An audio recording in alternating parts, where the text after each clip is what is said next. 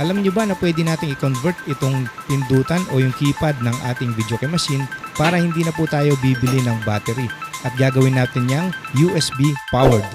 Bago tayo magpatuloy, kung bago ka pa lang sa aking YouTube channel, please like, share, and subscribe and hit the notification bell.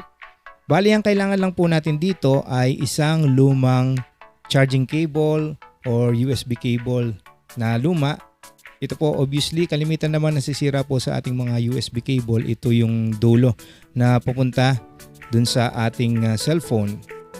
At ikakat natin yan at hahanapin lang po natin yung black. Yung medyo dark na kulay na wire or yung black. Yung green, disregard na po natin yan. Obviously po ay wala na po yan. Bali po kung ang wiring ng inyong USB cable ay meron pong black red, yun na po yung red yung pong positive at yung black yung negative. Dito po ay iba po yung kulay. Meron po siyang parang pink at meron siyang white. Yung green ay automatic po wala na po yan. Alisin na natin yan. At yung medyo dark na kulay, yun po yung negative. At yun po ay i-connect natin dun sa wiring ng ating video game machine. Madali lang pong hanapin yun. At ang pinakamadali pong paraan para hindi na po tayo maghanap kung alin dyan yung positive dun sa white or dun sa pinkish na kulay. Pero sa akin obvious po yung pinkish na kulay, yun po yung positive o yung red.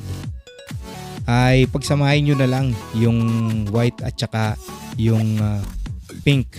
Pero kung ano na po ay na-testing nyo na po sa actual ay gumana naman para hindi po makapal yung ididikit natin na wire dun sa ating keypad o yung sa wiring ng ating video game machine ay alisin nyo lang po yung kulay white. Pero maganda ay testingin nyo muna ng actual. At ganun lang po kadali. Bali po ang hahanapin naman natin nun after nating makat itong wiring ng ating lumang USB cable ay hanapin lang po natin yung positive at negative doon po sa lagyanan ng battery ng ating video game machine. So yung lagyan ng battery, tignan nyo lang po kung saan nakatap sa wiring ng ating video game machine yung kulay red at kulay black at doon natin itatap yung positive at negative nitong wiring ng ating USB cable. So ito po yung nagawa ko na at meron po akong isang cable dito para mas makita nyo po. Ibang kulay naman po yung nakalagay dito.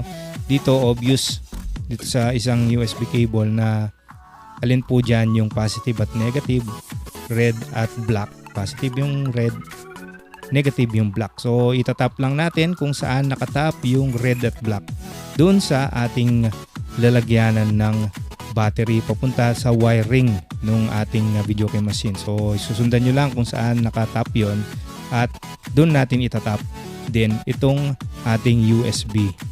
At dito doon sa nakatap dito sa aking video game machine ay iba naman po yung kulay. Halos katulad po siya nung kaninang pinakita ko. Medyo dark at isang medyo pink na kulay na wire. At ang isang obvious po na giveaway dito kung alin yung merong positive at negative, makapal po yung dalawang wire na medyo black at medyo pink versus dun sa dalawang wire na green at white. Ayan, manipis po sila. Kaya dun po natin yung gagamitin natin at itatap lang po natin. Ayan, tinap ko lang po siya kung saan yung positive at negative. Hindi ko na po inalis yung battery, yung lalagyanan ng battery, hindi ko dinisconnect. At if ever na sa unang pagtest po ninyo ay hindi po gumana yung ginawa ninyong pagtap o yung pag-connect sa wiring ng ating video game machine nitong USB cable, ay maaring may problema lang po yung wiring ninyo. Maaring baliktad po yung positive at negative. Kaya sa unang pag-install pa lang natin ay dapat alam na ninyo kung alin yung positive at negative dun sa ating wiring. Pwede namang i-trial and error or baka naman po kapag ginawa nyo na po lahat pati trial and error mismong pag-testing dun sa tigi-tigisang wire hindi pa rin siya gumagana, baka po yung mismong USB cable po ninyo yung may problema.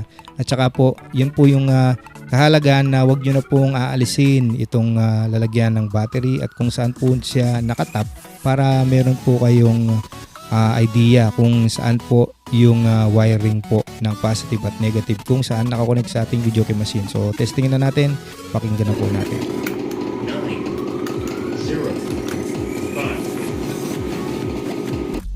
5. Ayan, gumana po yung ating pagkakatap ng USB cable. Pakinggan po natin ulit.